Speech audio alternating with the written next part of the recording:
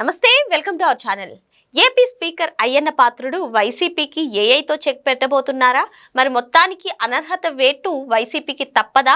మరి ఇటువంటి క్వశ్చన్స్ అన్నిటికీ కూడా ఆన్సర్ ఎస్ అనే వినిపిస్తుంది. మరి మొత్తానికి వైసీపీ ఏం చేయబోతుంది? అటు శాసన మండలికి అయితే వెళ్తుంది, కానీ శాసనసభకు ఎందుకు వెళ్ళట్లేదు అని కూడా చాలా మంది అడుగుతున్నారు. ఈ నేపథ్యంలో అయ్యన్న పాత్రుడు గారు తీసుకున్నటువంటి డెసిషన్ అయితే వైసీపీకి కోలుకోలేని దెబ్బ అని చెప్పి కొందరు చెప్తున్నారు. మరి మొత్తానికి ఏం జరగబోతుంది తెలుసుకునే ప్రయత్నం చేద్దాం. దీన్ని విశ్లేషించడానికి మనతో పాటుగా ఉన్నారు సోషల్ యాక్టివిస్ట్ శ్రీలీల గారు. నమస్తే మేడం. నమస్తే అమ్మా. నిన్న వైసీపీ అసెంబ్లీకి వెళ్ళి అంటే శాసనసభకి వెళ్ళి 11 నిమిషాలు ఉండి ఆ పోడియం వద్ద చేసినటువంటి గందరగోళం కానివ్వండి, గవర్నర్ ప్రసంగం మధ్యలో వాళ్ళు వెళ్ళిపోయిన తీరు అందరూ కూడా విమర్శలు చేస్తున్నారు. మరి మొత్తానికి అయ్యన్న పాత్రుడు గారు తీసుకున్నటువంటి డెసిషన్ ప్రస్తుతం చర్చనీయాంశంగా మారుతుంది. సభ్యులందరూ కూడా వచ్చి వెళ్ళిపోవడం కాదు, వాళ్ళ సీట్లో కూర్చుంటే మాత్రమే అసెంబ్లీ రికార్డ్స్లో అటెండెన్స్ అయ్యేలాగా ఏఐతో చేస్తున్నాము, మేము ఈ డెసిషన్ తీసుకున్నాము, ఈ రోజు నుంచి ఇంప్లిమెంటేషన్ అని చెప్పి ఆయన ప్రతిపాదించిన తీరు వైసీపీకి కోలుకోలేని దెబ్బ అని చెప్తున్నారు. మరి మీరేమంటారు ఈ అంశంపై? నక్క మీద తాటి పండు పడ్డట్లు పాపం అసలే వాళ్ళు నిన్నటి నుంచి ప్లకార్డ్స్ పట్టుకొని ఏడుస్తున్నారు. నాకు ప్రతిపక్ష హోదా ఇవ్వలేదు, శాంతి భద్రతల మంటగలు వస్తున్నాయని. ఖచ్చితంగా ఆ ప్లకార్డ్స్ వాళ్ళు రాంగ్ రూట్లో రాంగ్ ప్లేస్కి తెచ్చారు. ఆ ప్లకార్డ్స్ ఎక్కడికి తీసుకువెళ్ళాలి? ప్రజల్లోకి తీసుకువెళ్ళాలి. అప్పుడు కరెక్ట్గా సమాధానం చెప్తారు, ప్రతి అక్షరానికి సమాధానం చెప్తారు ప్రజలు. నువ్వేం చేసావు, 11 ఎందుకు వచ్చినాయి, ప్రతిపక్ష హోదా ఎందుకు లేదు, అసలు శాంతి భద్రతలు ఎప్పుడు మంట కలిసినాయి అనేది కూడా. అది కాకుండా మళ్ళీ ఏదైతే ఈ రోజున అయ్యన్న పాత్రుడు గారు, గౌరవ అసెంబ్లీ స్పీకర్ అయ్యన్న పాత్రుడు గారు ఏఐ టెక్నాలజీ, అసలు ఏంటి ఏఐ టెక్నాలజీ అంటే మొన్న అనుకున్నాం సంతకాలు పెట్టే పని లేదంట అనగానే చంకలు గుద్దుకుంటూ వచ్చేస్తారు వైఎస్ఆర్సీపీ పార్టీ వాళ్ళు అని. కానీ అక్కడ డోర్కి ఎదురుగా ఎంటర్ అవ్వగానే ఒక టేబుల్, ఆ టేబుల్ మీద అటెండెన్స్ బుక్, దాంట్లో సంతకాలు చేసి లోపల హాల్లోకి ప్రవేశం. మరి తీరా చూస్తే అక్కడే ఫేస్ రికగ్నిషన్ ఏదైతే ఉంటుందో అది ఫిట్ చేసి ఉంటారు.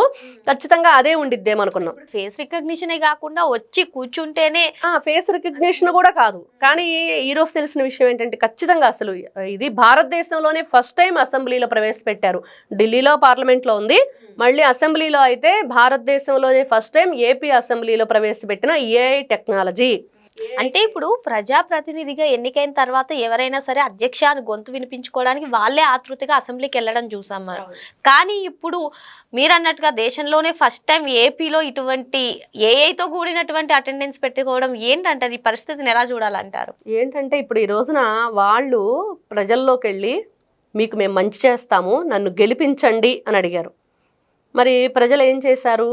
వాళ్ళ అర్హతను బట్టి మార్కులు ఇచ్చారు. అర్హత ఏంటి అంటే ఇదిగో ప్రతిపక్ష హోదా కూడా లేకపోవటం. కానీ వాళ్ళల్లో ఒక తపన ఉండాలి. ఏంటంటే అది నేను ప్రజలకు మంచి చేయాలి, నా రాష్ట్రం కోసం ఆలోచించాలి, నా రాష్ట్ర భవిష్యత్తు నాకు ముఖ్యం అనే ఆలోచన ఉంటే ఖచ్చితంగా నీకు ప్రతిపక్ష హోదా ఏంటి ఒక్కటొచ్చినా కూడా 23 మందిలో అందరినీ కూడా మీరు సభ నుంచి పంపించేస్తే నారా చంద్రబాబు నాయుడు గారు ఒక్కరేని కూర్చోలేదు ఆ రోజున. సింహం అది మీరు చెప్పుకునే సింహం కాదు. సింహం సింగిల్గా వస్తుంది, పళ్ళు దోముకునిద్ది, గడ్డం గీసుకునిద్ది, ఇవి కాదు కదా కావాలి.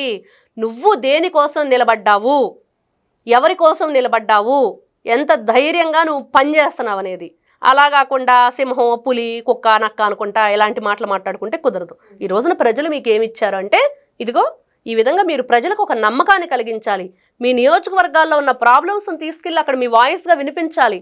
మీ నియోజకవర్గంలో ఉన్న కొన్ని వేల మంది వాయిస్ మీది ఒక్కరిదే. మీకు అంత గొప్ప అవకాశం ఇస్తే మీరు దాన్ని గంగపాలు చేసేస్తున్నారు. మరి అలాంటిది 11 మందికి అవగాహన లేదా? సరైన ఆలోచన చేయలేకపోతున్నారా? జగన్మోహన్ రెడ్డి గారు మాయలో పడ్డారా? మరి అంతే అనుకోవాలా? సరే, పెద్దిరెడ్డి రామచంద్రారెడ్డి, జగన్మోహన్ రెడ్డి ఇద్దరు తోడు దొంగలు, భూ బకాసురులు. వాళ్ళకి ఏం చేస్తారంటే మనం చూసాం ఇప్పటి వరకు. ఫైళ్ళు తగలబెడతారు, ఏదైనా సరే దేనికైనా సరే మేము సిద్ధం అన్నట్లుగా వాళ్ళు ఉన్నారు. మరి మిగతా 10 మందికి 9 మందికైనా ఉండాలి కదా ఆలోచన. దాంట్లో కొత్తగా ఎన్నికైన వాళ్ళు కూడా ఉన్నారు కదా. కొంచెం మీ సొంతంగా ఆలోచించండి. మీ ప్రజల కోసం, మీ నియోజకవర్గ ప్రజల కోసం, నీ రాష్ట్రం కోసం, నీ పిల్లల భవిష్యత్తు కోసం ముఖ్యంగా ఆలోచిస్తే ఒక మంచి అడుగు ఎటు వేస్తారు అనేది తెలుస్తుంది. ఈ రోజున చూస్తే వెళ్ళి అసెంబ్లీలో మీ కేటాయించిన ప్లేసెస్లో మీరు కూర్చుంటే మాత్రమే మీ అటెండెన్స్. ఇప్పుడు ఒక్క దెబ్బకి ఒక్కొక్కరికి అసలు ఇంకేముంది, గుండెల్లో గుణపం గుచ్చుకున్నంత పని అయింది. బాబోయ్ ఇంకేముంది, వెళ్ళి ఆ ప్లేస్లో కూర్చోవాలా, దాన్ని చూస్తుంటేనే జగన్మోహన్ రెడ్డికి ముళ్ళు మీద కూర్చున్నట్లు ఉండిద్ది. మరి అలాంటిది నిన్న చూసాం, జనగణమన పాడుతుంటే ఎవరికైనా ఏం గుర్తొస్తుంది? మన జాతి గర్వం గుర్తొస్తుంది. మరి ఆయన ఫేస్ ఏంటమ్మా, క్యాస్టర్ ఆయిల్ ఫేస్ పెట్టాడు.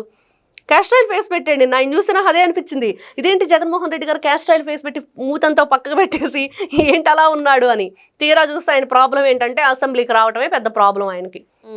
అంటే మరి మొత్తానికి వైసీపీకి అనర్హత వేటు తప్పదంటారా? ఖచ్చితంగా వీళ్ళు ఇలానే. గవర్నర్ ప్రసంగానికి అటెండ్ అయ్యారు కదా, 11 నిమిషాలు. అవును ఉన్నారు, 11 నిమిషాలు ఉన్నా 11 మందికి అటెండెన్స్ లేదు నిన్న. అది అసలు లెక్కలో రాదు. ఈ రోజు నుంచి సమావేశాలు ప్రారంభం. ఖచ్చితంగా ఈ రోజున వస్తేనే ఏదైతే వాళ్ళకు కేటాయించిన సీట్లలో కూర్చుంటే మాత్రమే వాళ్ళు అటెండెన్స్ ఏదైతే జాబితాలోకి వస్తుంది, వాళ్ళు వచ్చినట్లు లెక్క ఉంటుంది. సమావేశానికి హాజరయ్యారు, మరి అనర్హత వేటుకి వీళ్ళు రెడీగా ఉన్నారా? మరి 30 రోజుల్లో మరి ఎప్పుడు హాజరవుతారో చూడాలి. అంటే 11 చోట్ల ఉప ఎన్నికలు జరగబోతున్నాయంటారా? ఉప ఎన్నికలు జరగవచ్చు, లేదా మొన్న పవన్ కళ్యాణ్ గారు, నారా చంద్రబాబు నాయుడు గారు ఏదైతే సమావేశంలో వాళ్ళు చాలా ఉత్సాహంగా ఇటు రావడానికి ఉన్నారు అన్న జాబితాలోకైనా రావచ్చు. ఖచ్చితంగా అదే జరిగింది. జాబితాలోకి వద్దామని చూస్తున్నా కానీ ఇక్కడ కూటమి గేట్లు తెరవట్లేదు. అందుకే వాళ్ళు అటు ఏమంటారు, ముందు చూస్తే నొయ్యి వెనక చూస్తే గొయ్యి అన్నట్టుగా వాళ్ళ పరిస్థితి ఉందని చాలా మంది విశ్లేషిస్తున్నారు. మరి ఇప్పుడు ఆ ఒకరిని తీసేస్తే, జగన్మోహన్ రెడ్డిని తీసేస్తే మిగతా 10 మంది ఎమ్మెల్యేల పరిస్థితి ఏంటంటే? జగన్మోహన్ రెడ్డి కాదు, పెద్దిరెడ్డి రామచంద్రారెడ్డి కూడా ఉన్నాడు. వాళ్ళిద్దరిని ఎవరు ఏం చేయలేం. వాళ్ళిద్దరూ ఫెవికాల బంధం.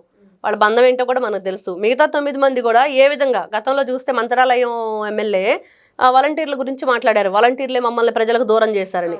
వాలంటీర్లు ఏం చేస్తారండి ప్రజలకు దూరం? మిమ్మల్ని వాళ్ళు చెప్పు దెబ్బలు చీపురు దెబ్బల నుంచి మిమ్మల్ని కాపాడారు అనుకోండి. ఇంకా మరి అంతే కదా. ఈ రోజున వాళ్ళు డోర్ టు డోర్ వెళ్ళే ధైర్యం చేస్తారా?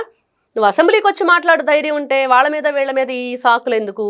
వీళ్ళంతా కూడా ఈ రోజున వింటుంటే ఒక్కొక్కరు గురించి నిజంగా వీళ్ళకి కూడా జగన్మోహన్ రెడ్డి గారి ఆలోచనలే ఉన్నాయా? నిజంగా ఆయనతోనే వీళ్ళు ముందుకు వెళుతున్నారా? మరి ఆ వస్తానన్న వాళ్ళు ఎవరు? ఎందుకు రానివ్వట్లేదంటే వాళ్ళ బ్యాక్గ్రౌండ్ ఏంటి? వాళ్ళు ఏ విధమైన మరి కేసుల్లో ఉన్నారు, ఏ విధంగా మరి ఇలాంటి దోపిడీల్లో పాలు పంచుకొని ఉన్నారు తెలియని విషయం. ఈ రోజున ప్రజలు, ఇప్పుడు ఈ రోజున కూటమి ప్రభుత్వం వాళ్ళు వస్తారు అన్నప్పుడు వెంటనే తీసుకుంటే ఇంకా ప్రజల ఆలోచన ఏముంది దాంట్లో? ప్రజలు మిమ్మల్ని కావాలనుకున్నారు, వాళ్ళు వద్దనుకున్నారు. ప్రజలు వద్దనుకున్న వాళ్ళని మీరు తీసుకొచ్చే ప్రయత్నం చేసినప్పుడు మీ మీద కూడా వ్యతిరేకత వచ్చే అవకాశం ఉండిద్ది. కాబట్టి దాని గురించి చాలా ఆచితూచి అడుగు వేయాలి. అవసరమైతే ఖచ్చితంగా మళ్ళీ బై ఎలక్షన్ పెట్టేయాలి అక్కడ. మరో అంశంతో మళ్ళీ కలుద్దాం. Thank you madam. నమస్తే అమ్మా.